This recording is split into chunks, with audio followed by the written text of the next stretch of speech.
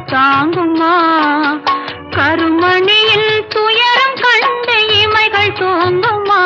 அண்ணன் கண்ணீரில் மிதந்திட என் இதயம் தாங்குமா? வரும் புயலை எதிர்த்து நின்று சிரிக்கின்றேன் அம்மா.